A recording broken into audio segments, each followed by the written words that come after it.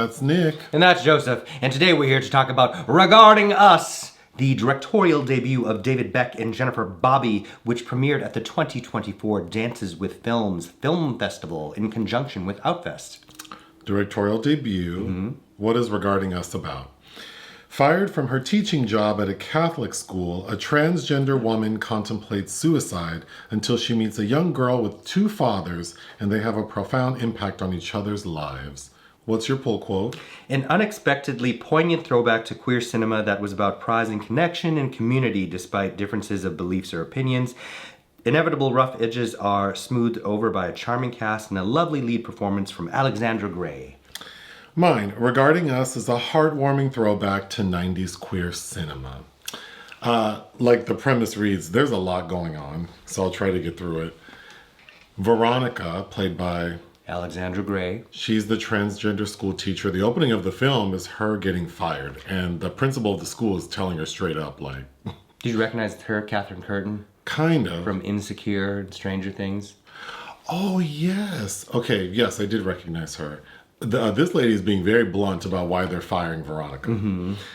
But it sends Veronica into a tailspin where we see her setting up to commit suicide. When all of a sudden her doorbell rings and it's Denny, played by David Beck, the co-director, along with his daughter, Isabel, played by Andrea Rosa Guzman.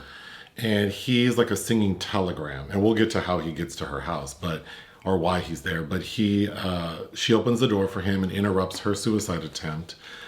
And Isabel's upset with her father, which we could also get to. But Isabel kind of has a connection with Veronica, which causes her to maybe like rethink her decision. And then Veronica hid her suicide note and the pills she was going to take in the bathroom. The Klonopins. But Isabel was in the bathroom hiding from her dad and reads the note and sees the pills and accidentally spills them down the sink and replaces them with Tic Tacs, which I thought was cute. So after they leave, Veronica panics like, oh my gosh, did this little girl take these Klonopin? I need to go check on her. And she knows where they live because Denny gave Veronica his contact info. So she goes over there, and coincidentally, it's at a time where Denny needs a babysitter. Mm-hmm. So he has no choice but to let Veronica stay or ask her. So she does, and they build a nice friendship. Mm-hmm. Okay, so Denny, he is in a relationship with a man named Adrian. Mm-hmm. Played by Elliot Garcia Kaufman. And those two have Isabel. And it's not made clear if she's adopted or maybe she's Adrian's bio daughter. But Adrian, what? I think I assumed that they shared guardianship, but yeah. Sure, but like, I don't know if she's adopted or Adrian had her with a woman he knew before Denny. But either way, these two men are her fathers.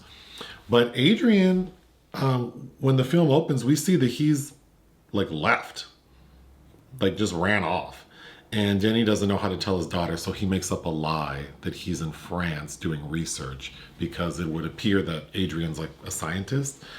So, but somehow her raggedy little classmates know that Adrian's off gallivanting with other men. Like cruising in the park or something.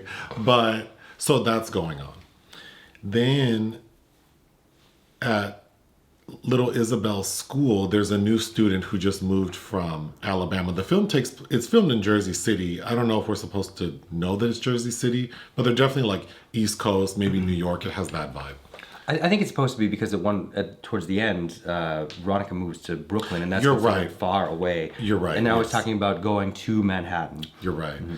So the new kid who starts at school, his name is Kyle from Alabama. Hudson Paul. Mm-hmm. And he's different. He reads as like a little queer kid, and Isabel immediately takes a liking to him. Kind of too much, because she is basically telling this little boy, you're trans. Like, you're obviously trans. Because they had an assignment where they had to draw their future selves, and he drew a picture of like a little female flight attendant or pilot.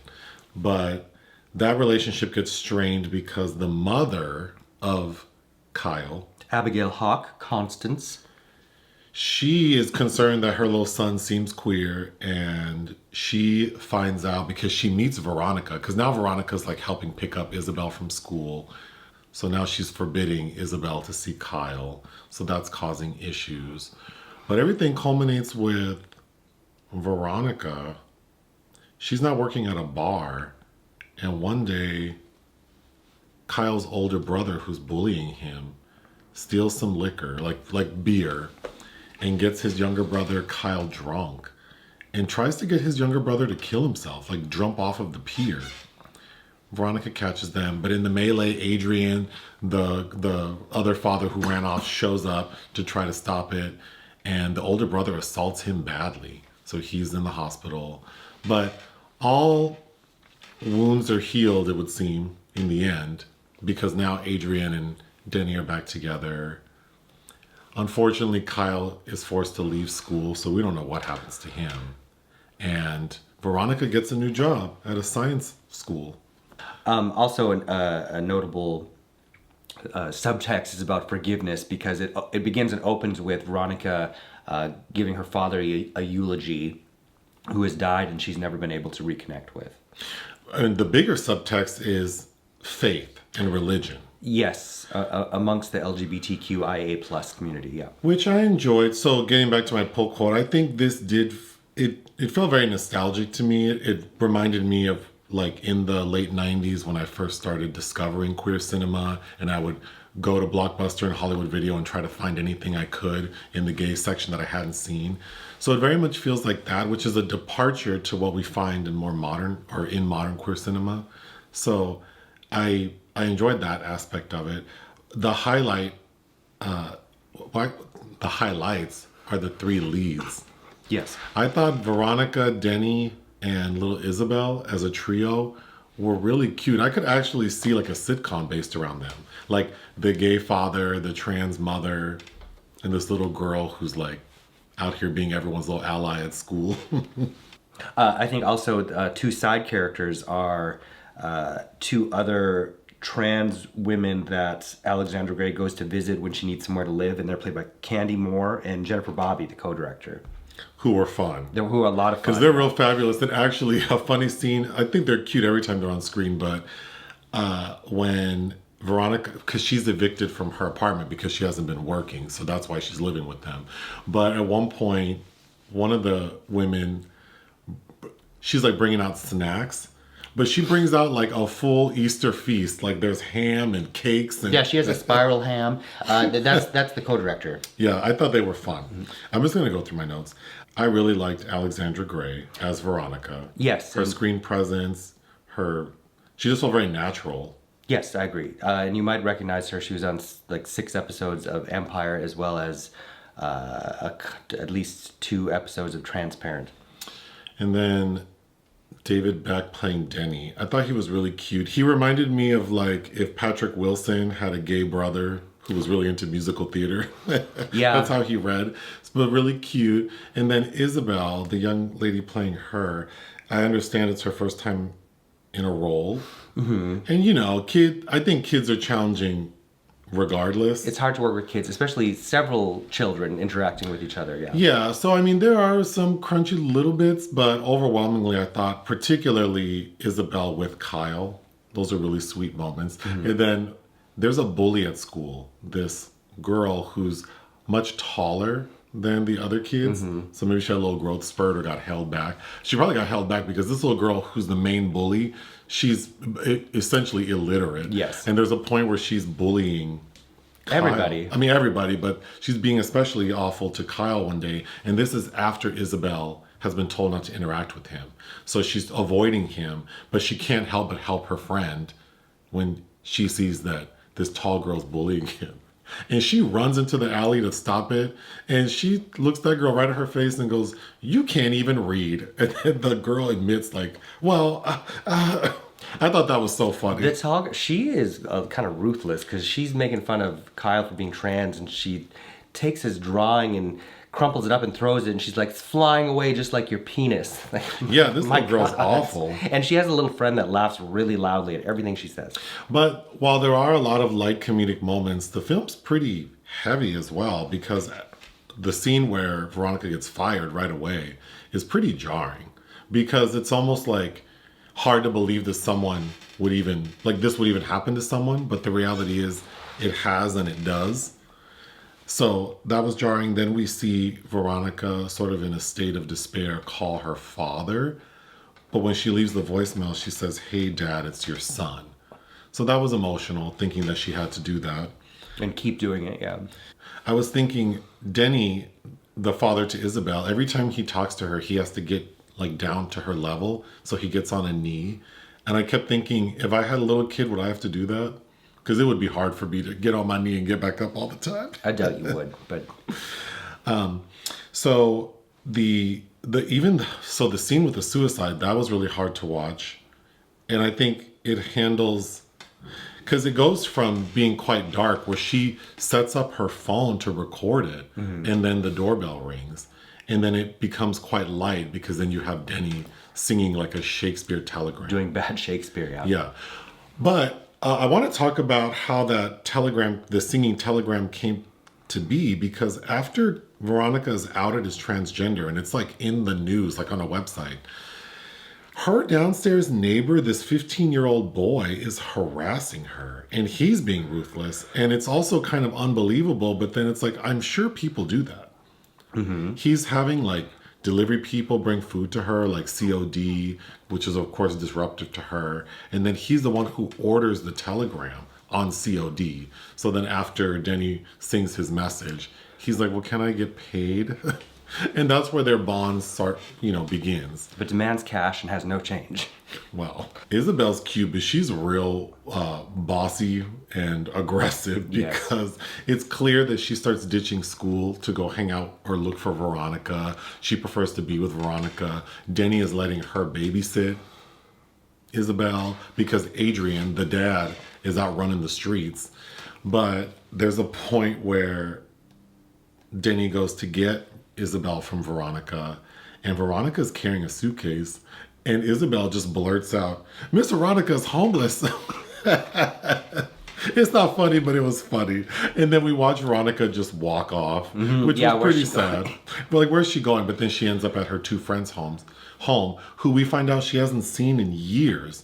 So it would appear that the last time she was hanging out with those ladies was maybe like pre-transition, and clearly she was maybe like running the streets and not in the position she's in now, because now we know that she has she's earned a bachelor's degree, which is how she got her teaching job, but she's having a hard time because obviously getting a reference from the school she was teaching at is not an option. Right. But luckily she meets a woman, Principal Ford, who clearly is fond of her and believes in her and is trying to get her a job. And ultimately in the end, Veronica thinks that the new job she got was because of a good word from Principal Ford, but we find out that it's from Adrian, because initially he doesn't like Veronica, and I feel like I've glossed over sort of a big theme, which is Veronica's faith, because Veronica's religious beliefs are rubbing off on Isabel. So now Isabel's starting to read the Bible and talk about God, and Denny is more open to it. But Adrian's not. And Adrian, once he's back in the picture, reveals that his aversion to religion stems from his own Catholic upbringing and being molested by a clergy person. So I thought that was very interesting. And then, of course, it's very sweet in the end that Adrian ends up recognizing Veronica's value and what she means to his family and giving her the reference for that job. But I think that's an interesting conversation to have within the community based on how we were confronted with religion or spirituality and how it might have been used as a tool of trauma. You know, it makes sense that we reject that completely versus somebody that might have had the ability to use their spirituality or their faith as an escape or as a helpmate. And the co-director spoke, David Beck, at the premiere and made the comment that when it comes to religion and the LGBTQIA plus community, that we often throw the baby out with the bathwater, which I thought was a good way to say it. Like, there is a lot of trauma for many of us related to religion, but also there's a lot of value in it for some. And I thought this film did a good job of handling that. Well, it's important to not become the thing that you hate by policing what others want to believe. It's just, figuring out how you're not imposing or assaulting or traumatizing others with whatever it is you believe in. But we really should all be able to talk about it.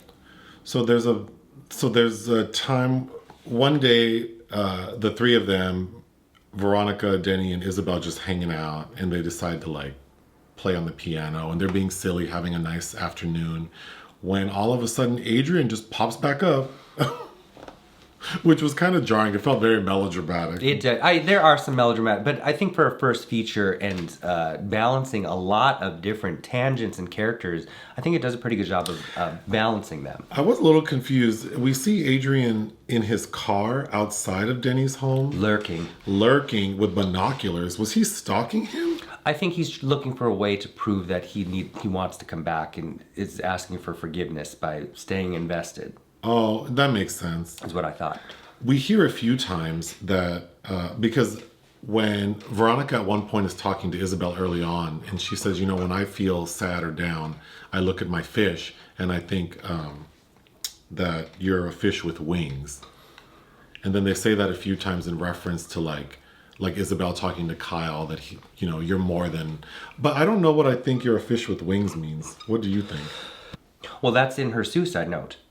Right, but what, I don't think I understand the imagery or the analogy. Well, it's just that we assign that creatures biologically can only have one thing or move about in one way or exist in one particular way, when in actuality, if you broaden your horizons, you realize that there are, in nature, different ways that things live that are surprising to us. That was that old adage that I think we used to hear a lot more about, how there were, animals aren't gay, they know how to do it right, but there is homosexual activity among species of animals. So it's in reference to that. There are some fish that have the ability to, I think, flying fish at short distance, but there are things that are unexpected that don't fit into the box that is prescribed for them. Okay. Kyle's mom, I thought that character I think was well done, because she is this, Southern mother, very conservative. She's already apprehensive about living on the East Coast and all these conservative progressive ideas.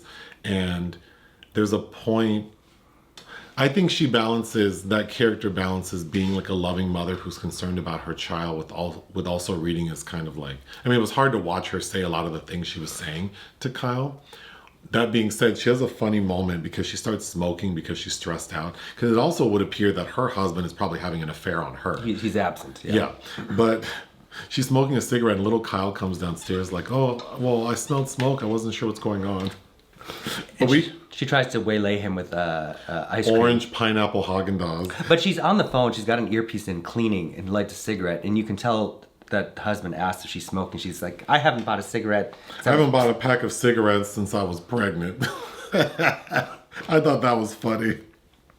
Oh God, bless Isabel's heart. I feel like all gay boys can relate and appreciate that one girl in school who supported them. But also it's Isabel's gonna get Kyle's ass whooped, because she is making him do too much. Because at one point, after she's been told she can't hang out with him, it's she can't contain herself, and she shows up with a mermaid costume and makeup, and so she ditches school with him to go to the park and put him in his little mermaid bra and put makeup on him, and then she drags him back to her place and they have dinner. But it's I appreciate her, but yeah, you're going to get your little friend in trouble. At the end, Veronica giving the eulogy at her father's funeral, and then she sings a song. I thought that was a poignant moment. I agree. Then we see little Isabel write a letter to Kyle, because Kyle's been transferred from her school. And I thought that was really sweet, because it's who knows if he'll ever get it. Seeing Veronica show up at her new job, she was looking real nice. I liked her hair throughout, but I thought her curly hair looked really pretty at the end. Oh yeah, that's a glow up. And then there's a really handsome man who I think's staff at the school, who's kind of eyeballing her. So that was exciting. I also really liked the song playing over the end credits called Faces. Yeah. Actually, I did think that was a nice song. But it also had kind of that throwback quality to it. But overall, I thought this was a really nice directorial debut. I agree. Yeah. What would you give regarding us? 3. I would give it 3 out of 5. Join us on Patreon and listen to our podcast. Bye.